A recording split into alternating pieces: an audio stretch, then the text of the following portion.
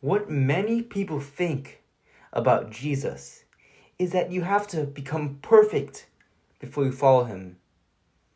But this passage right here shows that that is a mistake, a trap that we shouldn't fall into, especially those who haven't been saved yet.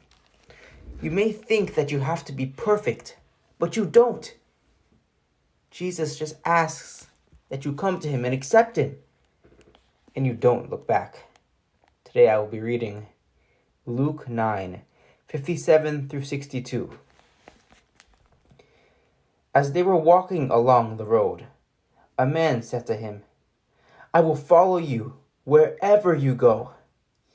Jesus replied, "Foxes have dens, and birds have nests, but the Son of Man has no place to lay his head." Now, some people may take this as Jesus rejecting the man, but he doesn't do this, no. He leaves the decision with him. He said to another man, "Follow me." But he replied, "Lord, first let me go and bury my father." Jesus said to him, "Let the dead bury their own dead, but you go and proclaim the kingdom of God." We may be tempted to think we must tie up loose ends, we must do this, we must cut this addiction, we must cut this friend group, and then I will finally be worthy of following Jesus. No. Jesus calls you, and you accept the call, and you go. You proclaim the word, you do whatever he wants you to do. Look, the Lord will guide you. He will bring you to that place, closer and closer to perfection. You won't reach it. We're only human. But he will make us new creations. He will get us close to him. He will always be rejuvenating us and renewing our spirit. You don't have to worry about becoming perfect, because he will make you perfect. Still another said, "I will follow you, Lord, but first let me go back and say goodbye to my family." Jesus replied, "No one who puts a hand to the plow and looks back is fit for service in the kingdom of God." We may be tempted to do this.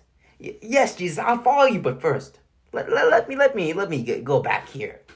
He says, let me say goodbye, but what he really means is, let me go see this thing one last time. Let me see it. And maybe I'll see it again, I'll see my family, and I know Jesus is calling me, but I'll just stay another week, another month, another year.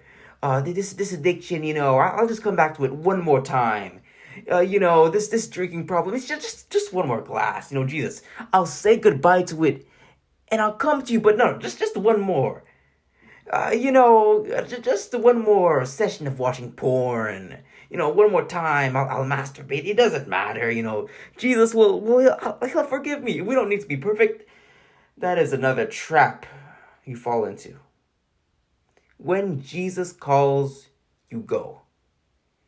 You don't have to be perfect, but you can't keep running back to your old life. Jesus calls you away from that. This man says, "But first," do not say "but first." The first thing you must do when you receive the call of God is to act. The calling of many of Jesus' disciples was the perfect example of this. Here in Luke 5:10 through 11, Simon and the sons of Zebedee, James and John, get called. And so were James and John, the sons of Zebedee, Simon's partners. Then Jesus said to Simon, "Don't be afraid. From now on you will fish for people." So they pulled their boats up on the shore, left everything, and followed him. So they pulled their boats up on the shore, left everything, and followed him. It doesn't say they left some things, say they went back for a little thing. They left everything. Are you willing to leave everything for Jesus?